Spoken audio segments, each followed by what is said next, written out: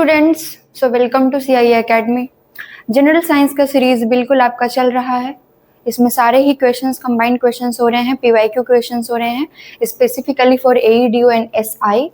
सो आप बिल्कुल इसको देखिए, और ज़रूरी नहीं है कि AEDO SI वाले ही सिर्फ देखें, बाकी सारे एग्जाम्स वाले भी देख सकते हैं, जहाँ पे जनरल साइंस जो है वो एक मेन फैक्टर बनता है। और अगर आप बिहार के एग्जाम्स की बात कर रहे हो, BPSC की बात कर रहे हो, या फिर कोई भी आयोग बिहार का बात करें कॉम्पिटेटिव एग्जाम का, तो साइंस एक इम्पॉर्टेंट फैक्टर बनता है, जनरल साइंस GS का। और काफ़ी अच्छे क्वेश्चंस ही हमेशा दिए गए हैं, तो इसलिए आप अच्छे से फोकस करके PYQ को देखो, और जो भी आपको डाउट हो या जो भी क्वेरी हो वो आप कमेंट कर सकते हो। ठीक है, तो हम स्टार्ट करते हैं। चलो, तो ये हमारा पहला क्वेश्चन है, और ये पहला क्वेश्चन हमारा नेचुरल रबर से रिलेटेड है। ठीक है, नेचुरल रबर से रिलेटेड है, और नेचुरल रबर के बारे में हमने पहले भी क्वेश्चन कर रखा था। मतलब कि ऐसा नहीं है कि नया है पहली बार, पहले भी हमने सीरीज में ही क्वेश्चन कर रखा है, लेकिन फिर से क्वेश्चन आया है तो हम इसको फिर से करेंगे।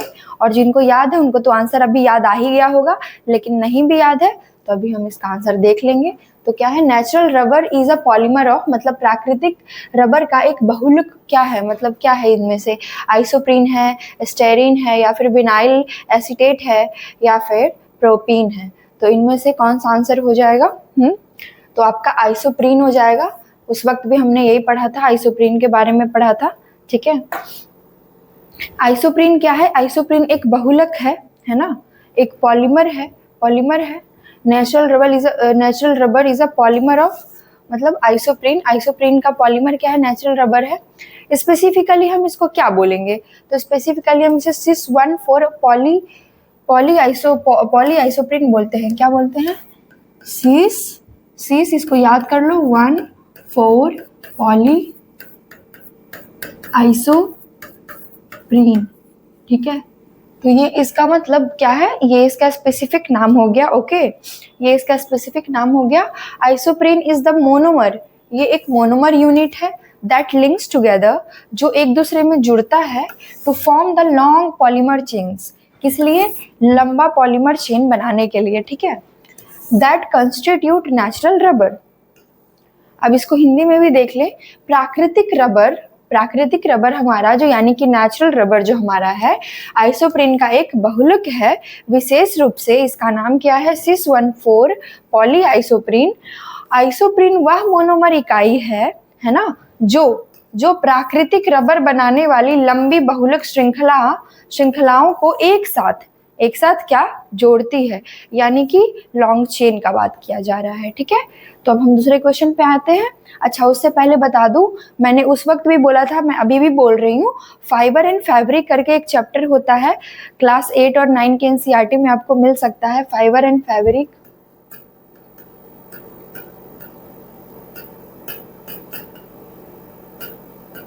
ठीक है, ये एक चैप्टर होता है, और ये चैप्टर जो है वो आपको ये सारी चीजें आपको करवा देगा, मतलब उसमें सारा कुछ ही दिया रहता है। वो चैप्टर अगर आप पढ़ लेते हो तो आपका ये सारी जो पॉलीमर्स वाले जो क्वेश्चंस होते हैं वो इजीली हो जाएंगे। ठीक है, चलो ये क्वेश्चन देखो क्या है।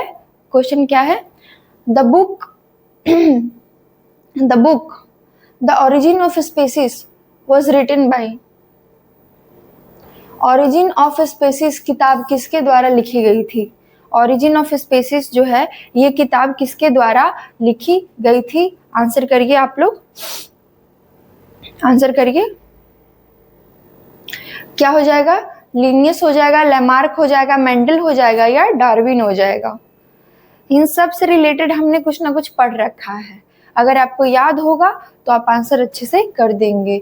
तो ओरिजिन ऑफ स्पीसीज का जो बुक है वो डार्विन ने लिखा है, चार्ल्स डार्विन। ठीक है, the book origin of species by means of natural selection, इसका मतलब होता है commonly shortened to the origin of species, was published by the British naturalist Charles Darwin ने 1859 में, यानी 1859 में इस बुक को लिखा था। And the seminal work in evolutionary biology introduced the scientific theory that population evolve over generation through the process of natural selection. तो ये नेचुरल सिलेक्शन से ही इन्होंने ये थ्योरी भी साबित की थी कि पॉपुलेशन इवॉल्व करता है generation to generation and survival of the fittest. ठीक है, तो नाम याद रखना है चार्ल्स डार्विन 1859। ठीक है, ये हिंदी में है, हिंदी वालों के लिए है, ये आप अच्छे से पढ़ लो ताकि आपको याद रहे हमेशा। ये क्वेश्चन देखते हैं, ये क्वेश्चन क्या बोल रहा है, ये क्वेश्चन क्या बोल रहा है, द इंटरेक्शन बिटवीन एल्गे, क्या बोल रहा है, the interaction between algae and fungi to form lichen is called, यानी कि शैवाल और कवक के बीच लाइकेन बनाने के लिए होने वाली अंतःक्रिया को क्या कहा जाता है। अंतःक्रिया क्या बोल रहा है, शैवाल और कवक के बीच, है ना, यानी कि interaction between algae and fungi form lichen is called, क्या हो जाएगा, पैरासिटिज्म, पैरासिटिज्म या म्यूचुअलिज्म, या फिर क्या हो जाएगा, कॉमेंशियलिज्म, या फिर कन्वर्जन, यानी कि परिजीविता, सहजीविता, सहभोजिता या रूपांतरण, क्या हो जाएगा, क्या हो जाएगा। ये आंसर, ये इसका जो आंसर है ना, ये आपको देखने में लग रहा होगा कि थोड़ा सा है क्वेश्चन डिफिकल्ट, बट ये बहुत कॉमन है, ये बहुत बारी पूछा जा चुका है, बहुत कॉमन है। हमेशा अगर आप इस तरीके की क्वेश्चन देख रहे हो फंजाई और अलगे से रिलेटेड, उनके इंटरेक्शन से रिलेटेड, तो वो प्रोसेस होता है म्यूचुअलिज्म, यानी सहजीविता वाला प्रोसेस, ये हमेशा अप्लाई करते हैं। इसको हम क्या बोलते हैं, म्यूचुअलिज्म, यही इसका आंसर हो जाएगा।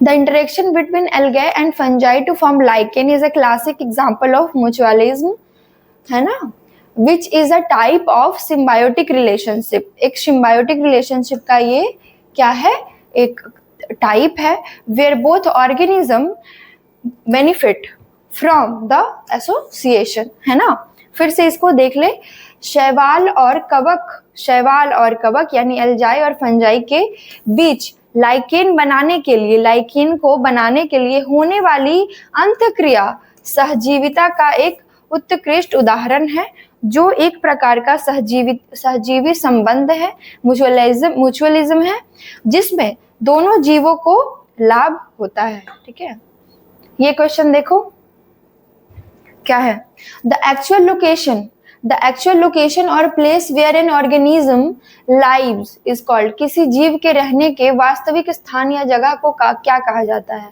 हैबिटेट, इकोसिस्टम, या फिर निकेत, या फिर biome, which will be the answer, बताओ।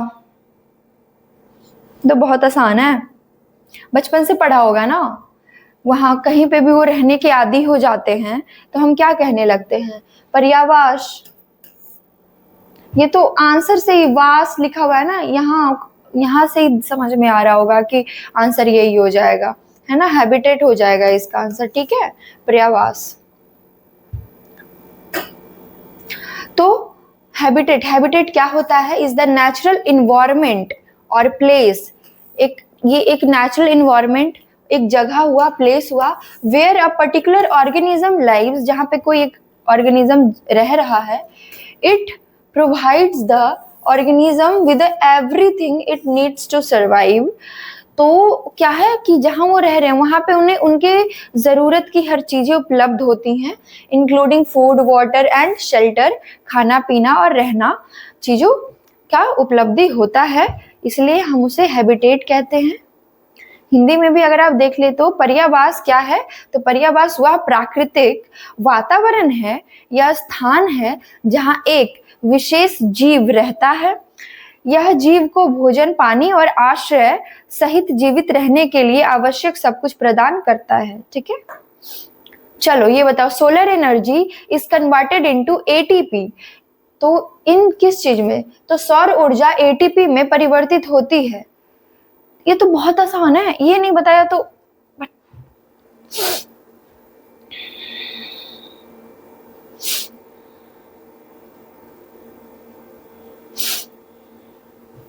यहाँ पे क्या बात हो रहा है, सोलर एनर्जी का बात हो रहा है, और सोलर एनर्जी यहाँ पे किस चीज से रिलेटेड होगी, तो क्लोरोप्लास्ट यानी कि हमने जब भी फोटोसिंथेसिस वगैरह पढ़ा है, क्लोरोफिल, क्लोरोप्लास्ट पढ़ा है, तभी हमने सनलाइट का जिक्र किया है ना, तो सोलर एनर्जी का जिक्र हो रहा है तो क्लोरोप्लास्ट इसका आंसर हो जाएगा।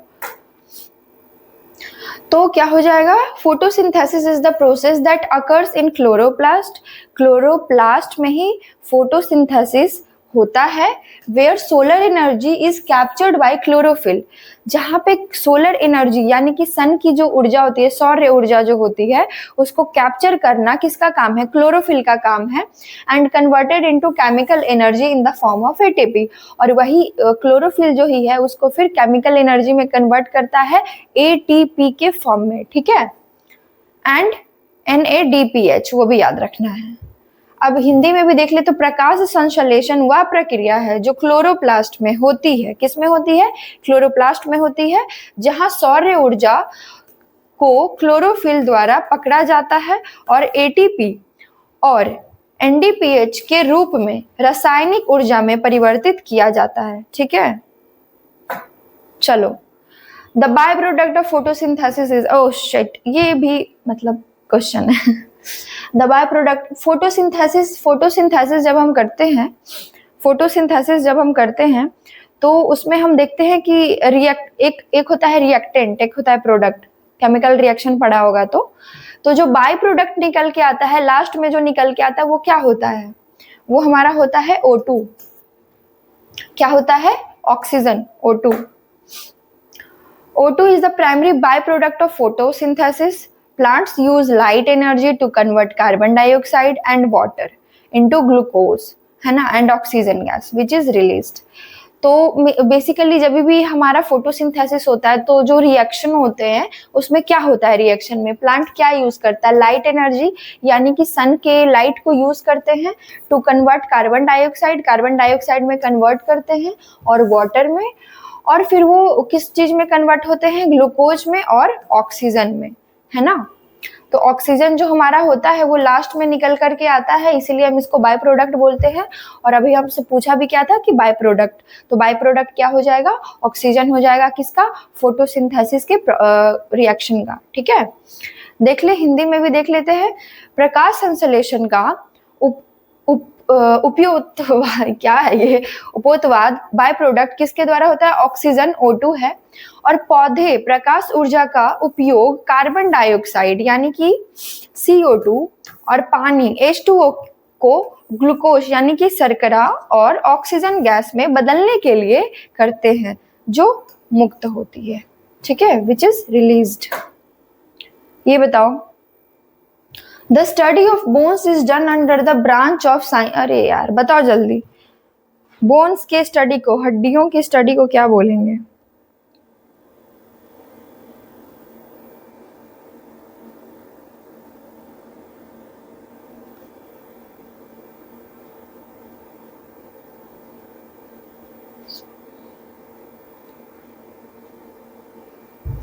ये सब नहीं बताया तो क्या बताया, ये सब नहीं अगर पता है तो दिक्कत है।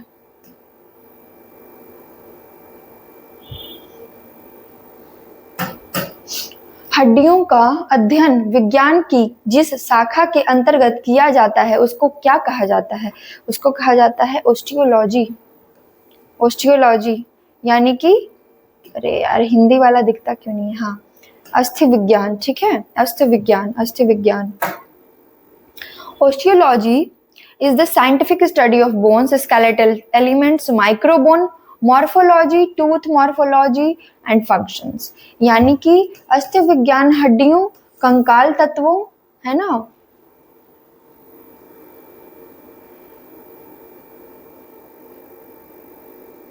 सूक्ष्म अस्थि आकृति विज्ञान, है ना, दांतों की आकृति विज्ञान, और कार्य क्या वैज्ञानिक अध्ययन है, ठीक है। तो ये तो इसमें उतना जानने की कोशिश करने वाला चीज नहीं है। अगर आप चाहो तो आप ओरोलॉजी, सेरोलॉजी और जियोलॉजी, ये तीनों के बारे में आप बता सकते हो कि किनकी स्टडीज को ये बोला जाता है, कमेंट में, कमेंट में आप ये तीनों ऑप्शंस के बारे में बता सकते हो, ठीक है। ये बताओ, which of the following does not have any enzyme in its cells. निम्नलिखित में से किसके कोशिकाओं में कोई एंजाइम नहीं होता है, यहाँ पे आपसे नहीं पूछ रहा है। और ऑप्शंस क्या है, लाइकेन, वायरस, बैक्टीरिया और एल्गे। इनमें से आपको ये बताना है कि किन में एंजाइम्स नहीं पाए जाते हैं, एंजाइम्स नहीं पाए जाते हैं, ठीक है।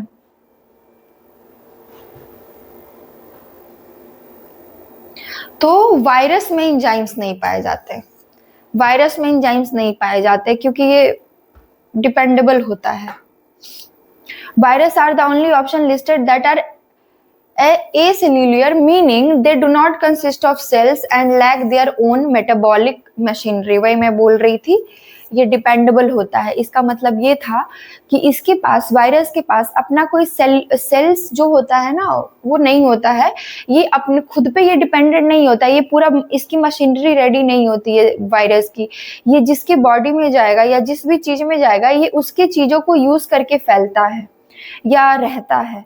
इसके खुद के पास वो शक्ति नहीं होती है। मेरा मतलब नॉर्मल भाषा में मैं समझा रही हूँ, तो थोड़ा हिंदी में देख लो ना। तो वायरस सूचीबद्ध एकमात्र विकल्प है जो अकोशिकीय होते हैं, जिसका अर्थ है कि वे कोशिकाओं से बने नहीं होते हैं, सेल्स के बने नहीं होते, और उनमें अपने स्वयं के चयापचय तंत्र की कमी होती है। मतलब वो खुद में नहीं कर सकते, वो खुद के ऊपर डिपेंडेबल नहीं हो सकते। उन्हें कोई ना कोई एक ओनर चाहिए अपने लिए, जिसके भी बॉडी में जाएंगे, जिस भी चीज में जाएंगे, वो उसकी चीजों को यूज करेंगे, उनके सेल्स, उनके हर चीज को यूज करेंगे, ठीक है।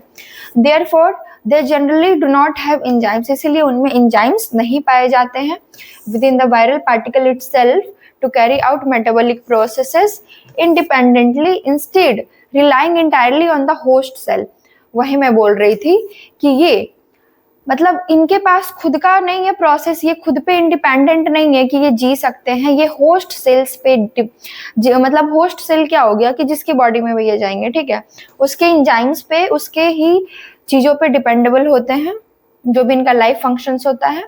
हिंदी में भी अगर मैं आपको समझाऊं तो वे आमतौर पर स्वतंत्र रूप से चयापचय प्रक्रियाओं को करने के लिए वायरल कण के भीतर एंजाइम नहीं रखते हैं, उनके अंदर एंजाइम्स नहीं होता है। इसके बजाय प्रकृति और अन्य सभी जीवन कार्यों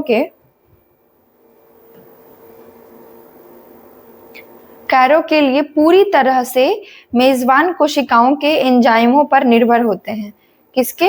होस्ट सेल्स, मतलब कि जिनकी बॉडी में भी ये प्रवेश करेंगे वो होस्ट सेल्स के कोशिकाओं पे निर्भर होते हैं, ठीक है।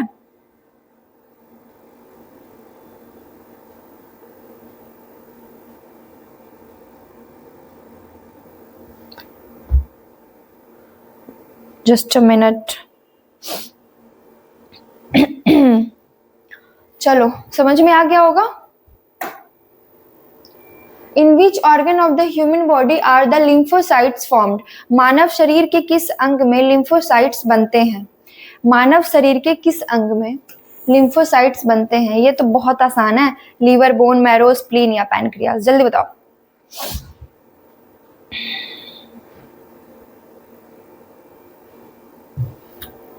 बोन मैरो, बोन मैरो में बनेगा, सीधी सी बात है। Lymphocytes are type of white blood cells. White blood cells का टाइप होता है जिसको हम ल्यूकोसाइट्स भी कहते हैं। ल्यूकोसाइट्स किसको कहते हैं? व्हाइट ब्लड सेल्स को। And that are crucial for the body's immune system. Body के इम्यून सिस्टम के लिए बहुत क्रूशियल होते हैं। All lymphocytes including B cells and T cells are initially produced from stem cells located in the bone marrow. Correct. The bone marrow is a soft spongy. Bone marrow कैसा होता है? Soft होता है, spongy होता है, spongy tissue होता है, found within bones, that is the primary site of new blood cell production. मतलब कि क्या बोल रहा है यहाँ पे? That is the primary site of new blood cell production, यानी कि हेमाटोपोइसिस, क्या बोलेंगे इसको, हेमाटोपोइसिस, ठीक है, इन एडल्ट्स, ठीक है।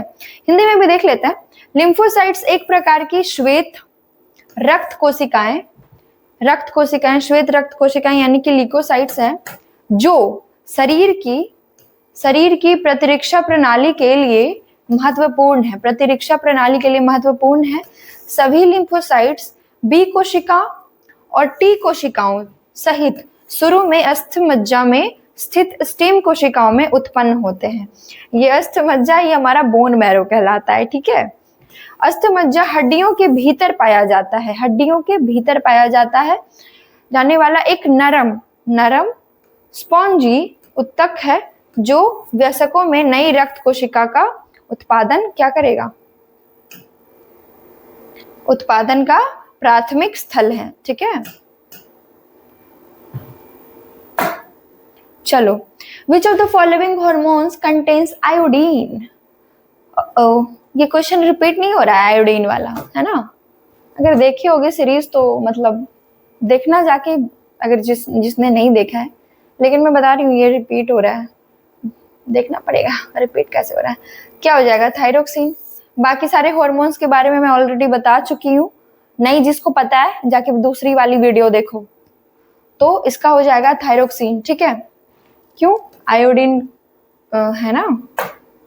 चलो, thyroxine also known as T4 is the hormone that contains iodine.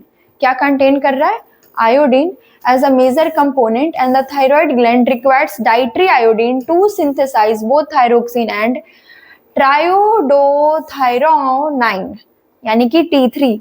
हमें जब ना चेकअप कराना होता है ना, तो ये T4 T3 ऐसे करके लिख देता है कि टेस्ट करवा के आओ, ब्लड टेस्ट में लिख देता है ना, यही सब होता है, हॉर्मोन्स का ही चेक होता है। Which are essential for regulating metabolism, और ये मेटाबॉलिज्म के लिए ही होता है basically thyroid hormones, thyroxine hormones. आपका इससे होता है ना कि थायराइड अगर हो गया तो किसी की बॉडी ना बहुत मतलब फैल जाती है, मतलब फैटी हो जाती है, और किसी की होती है ना कि बहुत पतली हो जाती है, मतलब कि वो कितना भी खा ले उसकी बॉडी पतली ही रहेगी। और कोई ऐसा होता है कि कितना कम भी खाए लेकिन उसकी बॉडी फैलती जाएगी। तो वो दोनों केस में ना थायराइड का प्रॉब्लम आपको हो सकता है। तो इसीलिए अगर किसी के साथ ऐसा हो तो बिल्कुल आप अपना ब्लड टेस्ट करवाएं और पता करें इस चीज़ के बारे में, T3 T4 का चेकअप करवाएं, आपको समझ में आ जाएगा। और अगर आयोडीन की डिफिशियंसी अगर आपको हो जाती है तो आपका जो यहाँ वाला जो यहाँ पे हमारा ग्लैंड होता है, थायराइड ग्लैंड होता है, जो गोइटर होता है ना, उसका एनलार्जमेंट होने लगता है। मतलब किसी का होता है ना कि गले में थोड़ा उसका गला ना बड़ा लगने लगेगा, यहाँ पे बड़ा हो जाएगा कुछ ऐसा, तो एनलार्जमेंट होने लगता है, मतलब वो उसका सेल का जो ग्रोथ है वो ओवर हो जाता है। तो वैसे केसेस में भी आपका ये थायराइड वाला ही इश्यूज होता है। तो आप बिल्कुल अगर जिसके साथ भी ऐसा हो तो वो टेस्ट करवा लेना, ठीक है। और ये क्या बोल रहा है, ये मेटाबॉलिज्म क्या होता है, हमारे बॉडी में जो भी, अगर हम मेटाबॉलिज्म हमारा फास्ट है तो हमारा डाइजेशन वगैरह बहुत इजीली हो रहा है, लेकिन अगर स्लो है तो हमारा बहुत मतलब स्लोली होगा, मतलब हम कुछ भी बाहर का खाना भी नहीं खा सकते हैं, अगर हम वो भी खाएंगे ना तो वो भी हमारा फैट जमा हो जाएगा। तो ये सारा रेगुलेट यही कर रहा है, थायरोक्सिन ही रेगुलेट कर रहा है, ग्रोथ को भी थायरोक्सिन ही कर रहा है, डेवलपमेंट को भी थायरोक्सिन ही कर रहा है। It's a very important hormone. AIDS is caused by, AIDS किसके कारण होता है यार, एड्स किसके कारण होगा बताओ, एड्स क्या है, एड्स HIV की वजह से होता है, HIV की वजह से होता है ना। तो ये क्या हो जाएगा, वायरस, विषाणु। तो एड्स को क्या बोलते हैं, acquired immunodeficiency syndrome is the most advanced stage of infection with the human immunodeficiency virus. HIV का फुल फॉर्म है, जिसको नहीं याद है वो देख लो। ऐसे तो ये सबको पता ही होता है, इसलिए मैं नहीं बताई थी, बट इफ आप भूल गए हो तो आप देख लो, ठीक है। तो क्या हो जाएगा, एड्स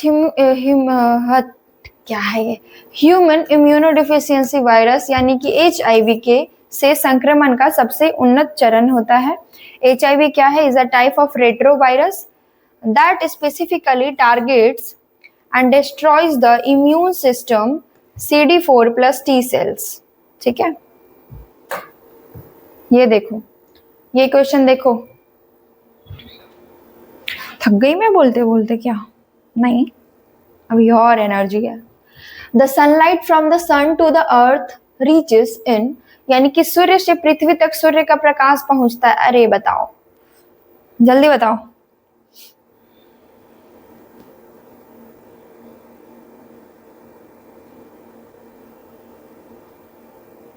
सब बहुत आसान है। नहीं, मुझे ऐसा लग रहा है थोड़ा ज्यादा आसान, कोई कल से मैं डिफिकल्ट क्वेश्चन लेके आने वाली हूँ। बने रहना ऐसे ही। क्या हो जाएगा 8 मिनट। अब ये अप्रोक्स लिखा हुआ है तो ये एकदम ये मत बोलने लगना कि गलत है गलत है। अप्रोक्स 8 मिनट्स, ठीक है। एक्चुअल आंसर इसका 8 मिनट 20 सेकेंड होता है। The average distance from the sun to the earth is about 149.6 million kilometre. Distance है, ये दूरी है, इतना इतना ये दूरी है, ठीक है।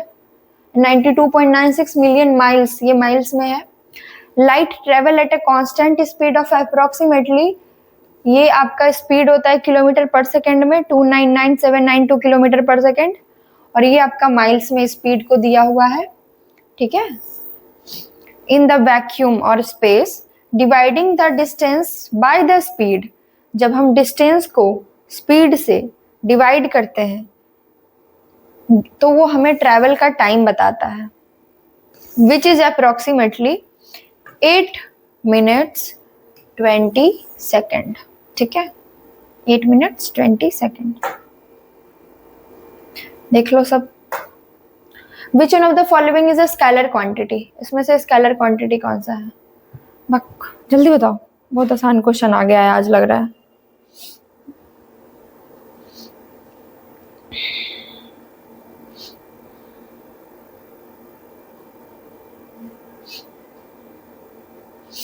अरे बहुत आसान है, ये सब में सोचना ही नहीं होता है बिल्कुल। अब थोड़ा लेकिन फिर भी मैं याद करवाती हूँ। फिजिक्स फोर्स है, फोर्स में हमारा क्या होता है? फोर्स हम ऐसे लगा रहे हैं, ठीक है, कोई एक डायरेक्शन में फोर्स लगा रहे हैं, डायरेक्शन के साथ साथ कुछ स्पीड भी उसमें आ रहा है, तो फोर्स तो हमारा वेक्टर ही हो जाएगा, वेक्टर ही हो जाएगा। फोर्स एफ बराबर होता भी क्या है? एम ए होता है, यानी कि क्या? Mass into acceleration. एक्सेलरेशन क्या होता है? Rate of change of velocity, rate of change of velocity होता है, यानी कि वेलोसिटी में जो चेंजेस आएंगे उसके ही रेट को हम एक्सेलरेशन कहते हैं। एक्सेलरेशन फोर्स में होता है। तो फोर्स, एक्सेलरेशन और वेलोसिटी तीनों ही क्या हो गए हमारे? वेक्टर क्वांटिटी, यानी कि फोर्स, एक्सेलरेशन और वेलोसिटी तीनों क्या हो गए? Vector quantity. तो बचा कौन? प्रेशर। तो प्रेशर क्या हो जाएगा? स्केलर हो जाएगा, सीधी सी बात।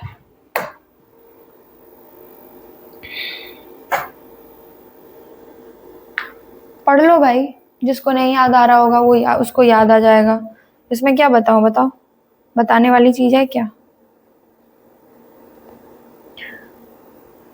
अगर आपको फिजिक्स का सीरीज चाहिए ना, कि फिजिक्स में वीडियो लानी चाहिए मुझे, मतलब कि चैप्टर वाइज करके, तो आप कमेंट करना कि आपको मतलब कि फिजिक्स में 1 शॉट वीडियो चाहिए किस किस चैप्टर का, या फिर सारे का ही चाहिए, या फिर MCQ वगैरह चाहिए, तो आप कमेंट करना। हम फिजिक्स के लिए स्पेसिफिकली लेकर के आएंगे, क्योंकि मैं फिजिक्स की बात इसलिए कर रही हूँ ना, क्योंकि फिजिक्स से इस बार न्यूमेरिकल्स पूछ दिए गए थे BPSC में, तो हो सकता है कि ये और भी आगे वाले एग्जाम्स में फिजिक्स पे थोड़ा स्ट्रेस डाला जाए। तो अगर आप लोग चाहो तो आप लोग कमेंट करना, अगर आप लोग को चाहिए हो फिजिक्स की स्पेशल वीडियो चैप्टर वाइज वाली, मतलब कि सम चैप्टर्स को डील करते हुए हम आगे बढ़े, है ना। ये तो हम PYQ लेकर के आ रहे हैं ना, तो PYQ में थोड़ी हम हर चीज को डील कर सकते, मतलब जितना हो सकता है एक्सप्लेनेशन में जो है वो हम बिल्कुल डील करेंगे, लेकिन चैप्टर्स थोड़ी पूरे के पूरे रिवाइज हो जाएंगे, है ना। चैप्टर्स नहीं रिवाइज हो पाते हैं। लेकिन अगर आपको किसी ऐसे चाहिए कि नहीं फिजिक्स का वो चाहिए, या केमिस्ट्री का या बायो का, किसी का भी ठीक है, लेकिन मैं फिजिक्स का इसलिए बोल रही हूँ, ऑलरेडी आई सेड कि उस पे स्ट्रेस थोड़ा ज्यादा दे रहा है आयोग, तो आप बताना अगर आपको चाहिए होगा तो आ जाएगा, ठीक है।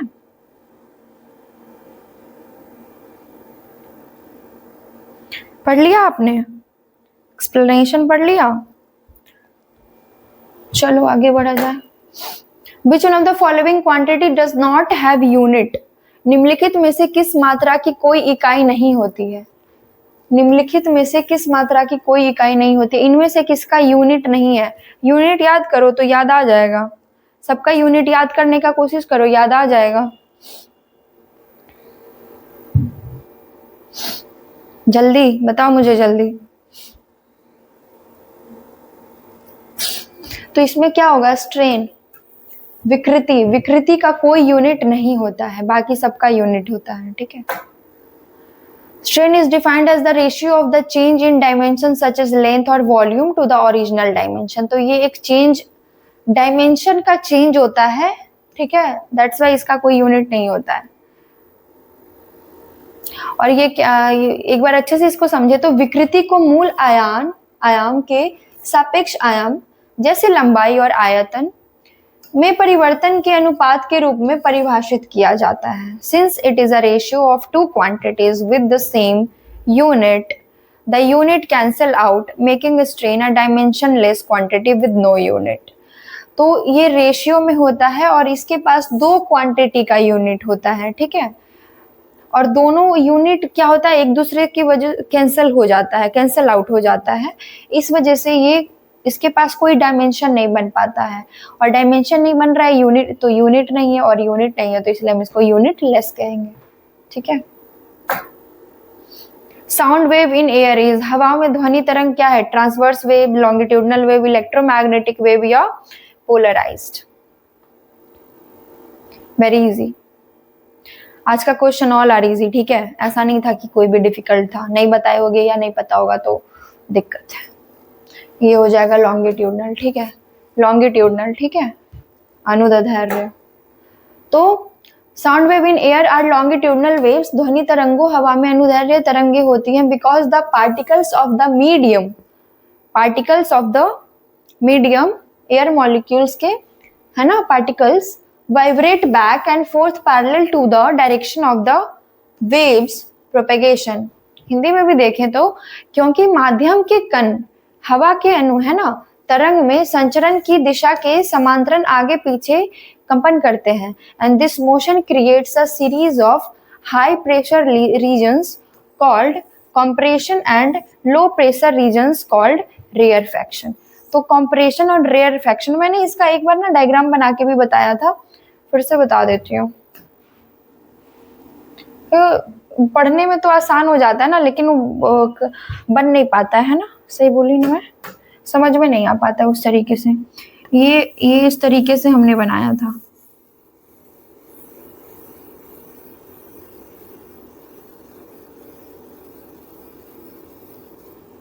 अब देखो यहाँ पे क्या है, यहाँ पे कंप्रेस्ड है, तो इसको हम क्या बोलेंगे, कंप्रेशन।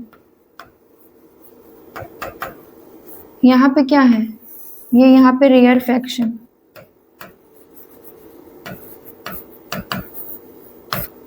यहाँ पे हो जाएगा कंप्रेशन, और वो जो थोड़ा हटा हटा सा ये है वो हमारा रेयरफैक्शन हो जाएगा। तो लॉन्गिट्यूडनल वेव्स इस तरीके से ही वर्क करते हैं, ठीक है। तो ये हो गया, साउंड वेव इसी पे वर्क करता है, ये समझ में आ गया आपको। तो हमारा आज का स्लाइड यहीं पे एंड होता है ना। फिर हम आपसे मिलेंगे अगले स्लाइड्स में अगले सीरीज के साथ।